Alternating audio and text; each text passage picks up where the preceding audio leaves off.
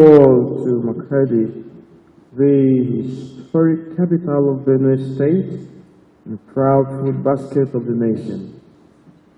We are truly privileged to host this critical North Central Zonal consultation, the harmonization of Nigeria's national disarmament, demobilization, and reintegration (DDR) framework. Let me express first and foremost our profound appreciation to the Office of the National Security Advisor, National Counterterrorism Center, for selecting Benue State as hosts. Of the 17 camps we have in the state, you went to one, where you saw aged mothers and grandmothers, where you saw very little and young children without fathers. These are the struggle we go through. These with a deep sense of duty and honor that I welcome you all to Makadi, the historic capital of Benue State and proud food basket of the nation. We are truly privileged to host this critical North Central Zonal consultation, the harmonization of Nigeria's national disarmament, demobilization, and reintegration (DDR) framework. Let me express first and foremost our profound appreciation to the Office of the National Security Advisor, National Counterterrorism Center, for selecting Benue State as hosts. This is not merely a nod of recognition, it is a validation of the concrete, coordinated efforts we are making toward peace, security, and reintegration. We are grateful for your trust. This consultation could not have come at a more appropriate time, and the theme, creating exit pathways from violence and criminality through a regionally responsive approach, is not just aspirational, it is operational. It mirrors exactly what we in Benue are committed to doing, building tailored, sustainable, and inclusive pathways out of violence and despair. When we took office on May 29, 2023, Benue State was deeply scarred by prolonged violence, displacement, and institutional fatigue. They will refuse to be mobilized by the scale of the challenge. And instead, we mobilize with clarity of purpose and courage of conviction. Your Excellency Ambassador, you would be a testimony to the fact of the many conversations we held yesterday as we welcomed you at the extension hall of the Executive Chambers of the Benue State Executive Council. All what you hear here play out and the emotions that display are a testament to all that we spoke yesterday and how deeply wounded we are. And ordinarily, this is not my voice.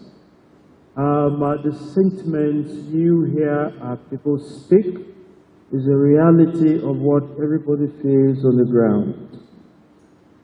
I know yours is a very heavy task to see how you bring peace and create and then have it sustained in the middle of those people who are left with nothing, have been displaced, have no food to eat, have no economic source and base, and seem to have a very bleak and very small future.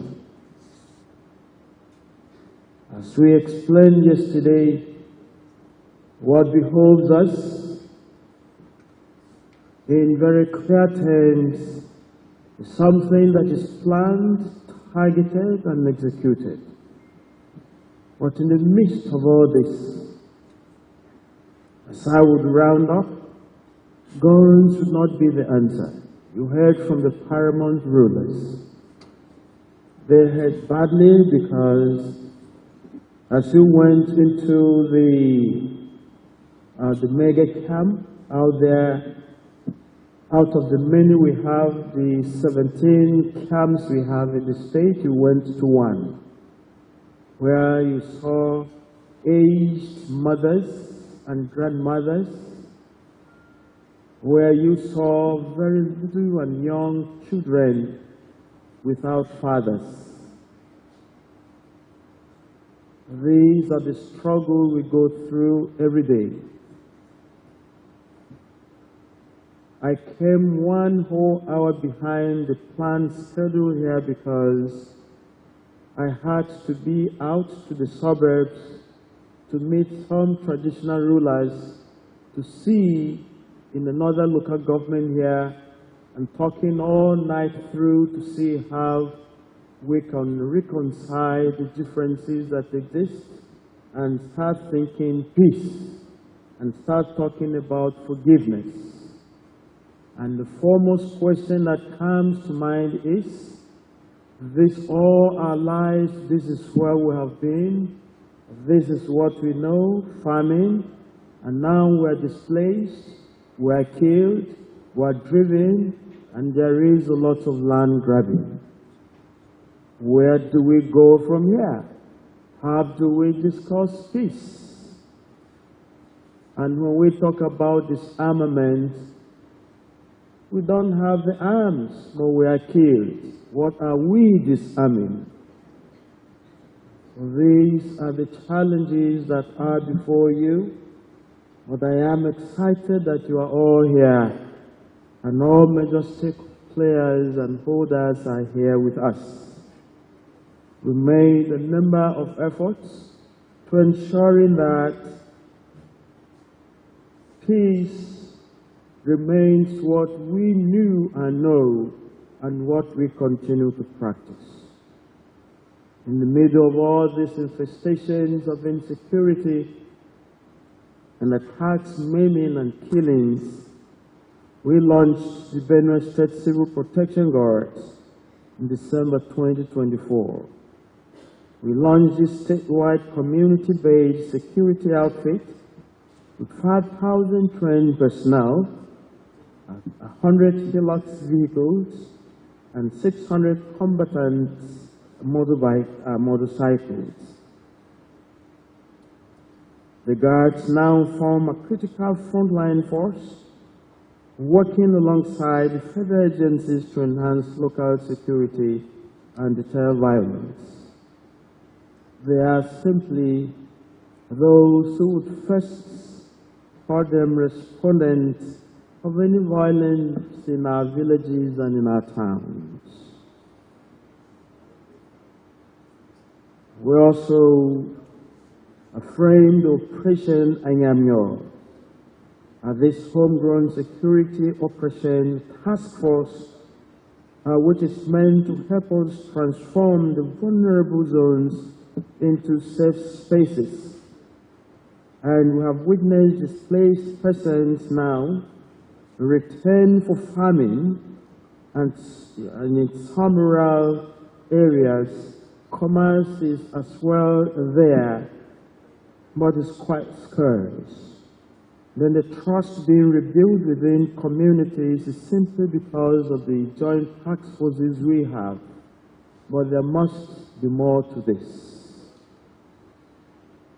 This is just one IDP camp. I invited you to go see, witness, and bear some testimony by yourselves.